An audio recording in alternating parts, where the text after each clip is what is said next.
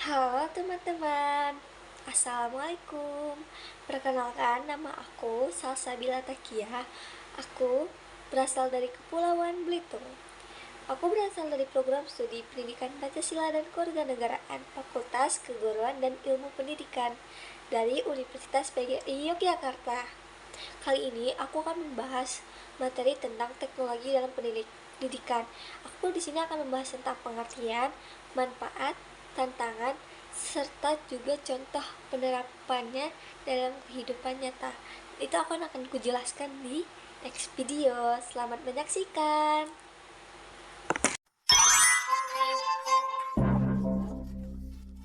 Baik teman-teman, materi yang pertama yang akan aku jelaskan yaitu pengertian teknologi dalam pendidikan. Sebenarnya yang tahu nggak sih teknologi dalam pendidikan itu apa? Baik, akan aku jelaskan. Nah, teknologi dalam pendidikan itu adalah suatu penggunaan berbagai alat, aplikasi, dan juga sistem digital yang dimana itu untuk membantu proses pembelajaran agar menjadi lebih efektif, efisien, dan juga bisa menjadi sangat menarik gitu loh. Nah, teknologi itu tidak hanya berarti komputer atau internet saja, tetapi juga mencakup platform belajar online, multimedia, video pembelajaran, aplikasi manajemen kelas, hingga kecerdasan buatan loh teman-teman. Wow, keren banget bukan? Nah, intinya teknologi itu digunakan untuk mendukung guru serta memudahkan siswa dalam belajar dan juga memperluas akses pendidikan. Nah, jadi teknologi dalam pendidikan itu sangat sangat membantu kita sebagai seorang mahasiswa dalam era zaman digital sekarang untuk mengakses pendidikan agar lebih luas dan efisien lagi gitu.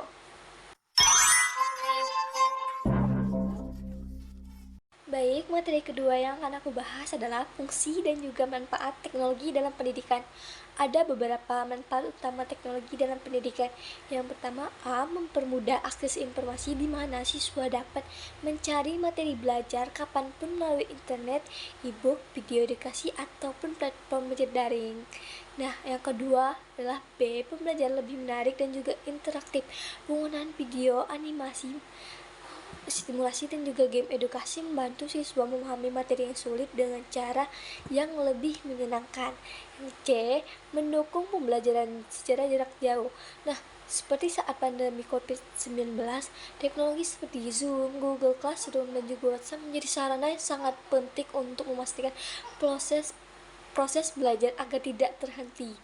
Walaupun dalam keadaan yang tidak memungkinkan kita untuk belajar secara offline di sekolah. Yang D, meningkatkan kolaborasi. Nah, di mana siswa itu dapat bekerjasama secara online juga, tidak hanya melalui offline, di mana mereka bisa bekerjasama itu melalui online itu melalui Google Documents, Padlet, dan juga Microsoft Teams. Nah, yang E itu mempermudah evaluasi pembelajaran, di mana aplikasi seperti Google Form, Quiz, dan Kahoot itu membantu guru melakukan penilaian dengan cepat dan juga secara akurat teman-teman. Begitu. Nah, yang berikut materinya akan dibahas adalah tantangan teknologi dalam pendidikan. Baik, yang selanjutnya adalah tantangan dan juga dampak negatif teknologi dalam pendidikan. Nah, ternyata di dalam teknologi dalam pendidikan juga memiliki tantangan juga, serta dampak yang negatif loh teman-teman. Jadi kita harus sebagai mahasiswa harus pandai-pandai memilah antara yang positif dan yang negatif walaupun kita sedang menggunakannya untuk belajar ya. Nah, itu adalah ketergantungan pada internet. Jika jaringan internet lemah, kegiatan belajar menjadi terganggu. Nah, itu sangat dimana siswa ketika sedang melakukan Zoom online itu ketika internetnya lemah, maka pembelajarannya secara online itu akan terganggu. Jadi, kalau bisa kita harus bagaimana mengatasinya, kita harus bilang ke teman atau izin ke guru matkulnya bahwa internet kita terganggu gitu, dan meminta agar diizinkan sementara untuk mengecek koneksi agar bisa lebih stabil lagi. Nah, yang kedua adalah potensi distraksi, di mana siswa bisa tergoda membuka media sosial atau game saat belajar online. Nah, kita sebagai peserta didik ataupun mahasiswa harus bisa bertanggung jawab dan juga bisa dimana kita ketika kita harus belajar, kita harus meluangkan waktu untuk fokus belajar. Jika waktu bersantai, wah silahkan kita untuk bermain game dan juga bermain media sosial. Tetapi ketika kita sedang melakukan pembelajaran secara media sosial online, nah kita harus melakukan pembelajaran itu dengan fokus melihat pembelajaran dan mencatat apa saja yang penting melalui pembelajaran tersebut walaupun melalui online. Yang ketiga itu adalah kesenian akses teknologi, di mana tidak semua siswa itu memiliki perangkat seperti laptop atau HP memadai. Itu biasanya tergantung karena mereka itu terbatas ekonomi.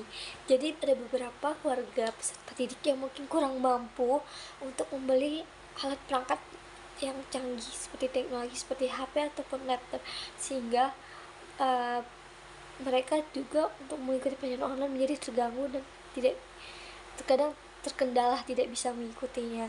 Yang D itu kurangnya literasi digital. Baik guru maupun siswa itu perlu pelatihan agar bisa menggunakan teknologi dengan efektif dan secara efisien. Harus berlatih dalam literasi menggunakan teknologi itu agar gimana supaya teknologi pendidikan ini bisa efektif dan juga efisien dalam pembelajaran yang akan kita pelajari ataupun yang akan diguru ajarkan ke kita, agar kita bisa belajar dengan efektif dan efisien. Nah, teknologi dalam pendidikan juga memiliki contoh. Nah, dalam kehidupan nyata apa sih contoh teknologi dalam pendidikan di kehidupan nyata itu? Yang yang kita sering temui adalah penggunaan smartphone dan aplikasi belajar, di mana siswa menggunakan aplikasi seperti Ruang Guru, Zenius, dan YouTube Edukasi dan lain-lain untuk belajar secara mandiri di rumah. Nah, mereka itu belajar secara mandiri, tidak hanya belajar di sekolah, tapi mereka juga belajar mandiri melalui online menggunakan smartphone dan aplikasi belajar di rumah.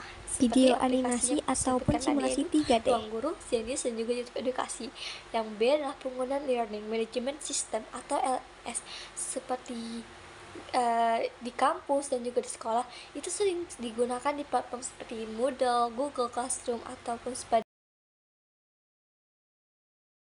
untuk menjelaskan materi agar lebih mudah dipahami, dan juga siswa belajar lebih menyenangkan karena menggunakan animasi ataupun PowerPoint yang dimana penjelasannya lebih singkat namun jelas dan juga terarah, dan siswa pun lebih mengerti. Jadi contoh teknologi pendidikan di kehidupan nyata tuh sangat ada sisi positif yang sangat bagus dan juga wah loh teman-teman. Juga ada artificial intelligence atau hal dalam pendidikan, yaitu ChatGPT. Contohnya itu AI. Jadi artificial intelligence atau AI itu dalam pendidikan. Jadi ChatGPT contohnya itu AI itu bantu siswa mencari informasi, membuat rangkuman ataupun belajar bahasa. Tapi ingat ya, walaupun AI, kita juga harus mempelajari apa yang telah kita cari dari AI dan juga memparafrasenya agar kita juga bisa memahami, tidak hanya menjiplak hasil dari pencarian dari AI, tapi kita juga bisa memahami agar kita tidak kalah saing dalam teknologi dalam pendidikan dengan AI. Dan yang terakhir adalah perpustakaan digital. Nah, siswa itu dapat mengakses ribuan buku melalui Punsnas, Perpusnas RI, ataupun e-library kampus. Ada juga Google Scholar, di mana mereka bisa mencari banyak buku-buku mengenai pendidikan ataupun apapun itu yang ingin mereka cari, yang tidak bisa mereka akses melalui offline karena keterbatasan uang dalam membeli. Mereka bisa mengaksesnya dalam perpustakaan digital itu. Jadi contoh teknologi dalam pendidikan kehidupan nyata itu masih banyak lagi, tapi yang bisa aku sebutkan ini beberapa. Jadi teknologi dalam kehidupan nyata itu sangat berguna bagi kita dalam akses pendidikan secara luas, efektif, dan juga efisien, teman-teman. Wow sekali kan? Jadi sekian, itulah pengertian, tantangan, dampak negatif, juga bagaimana serta contoh teknologi dan pendidikan di kehidupan nyata dalam era sekarang, di zaman digital, teknologi yang makin berkembang pesat di era masyarakat sekarang. Jadi kita itu harus bisa tumbuh lebih hebat lagi daripada artificial intelligence dalam mengakses teknologi dan pendidikan. Jadi walaupun kita menggunakan AI seperti ChatGPT, Blackbox AI, ataupun apapun itu dalam artificial intelligence, kita juga bisa memilah agar kita tidak bisa hanya menjiplak hasil AI saja, tapi kita juga bisa memahami dan mempelajari hasil materi yang telah dicari itu apa, agar kita itu bisa menerapkannya dalam kehidupan langsung. Jika kita hanya menjiplak penjelasan AI saja, kita hanya bisa apa sih hasil ini, aku kurang ngerti. Nah, tapi kalau kita mempelajari dan memahami, kita akan memahami apa dari isinya, itu kita mengerti gitu teman-teman. Jadi tolong walaupun hasil AI, kita juga harus bisa memahami dan mengartikannya ya. Jadi, teknologi dalam pendidikan itu memberikan banyak manfaat, mulai dari mempermudah akses belajar hingga menciptakan proses pembelajaran interaktif dan efektif. Namun, teknologi juga memiliki tantangannya, sehingga kita tuh perlu menggunakannya secara bijak dan seimbang. Jadi, demikian video tentang teknologi dalam pendidikan. Semoga bermanfaat dan terima kasih telah menonton. Saya Sasabila Takia dari Program Studi Pendidikan Pancasila dan Kewarganegaraan, Fakultas Keguruan dan Ilmu Pendidikan Universitas PGRI Yogyakarta. Mohon maaf bila masih ada kekurangan dan juga salah kata, saya memohon maaf. Saya telah berusaha sedemikian mungkin untuk menciptakan video pembelajaran teknologi dalam pendidikan secara jelas menurut bahasa saya, dan saya sudah berusaha semaksimal mungkin. Wassalamualaikum warahmatullahi wabarakatuh. Bye bye teman-teman, dan terima kasih.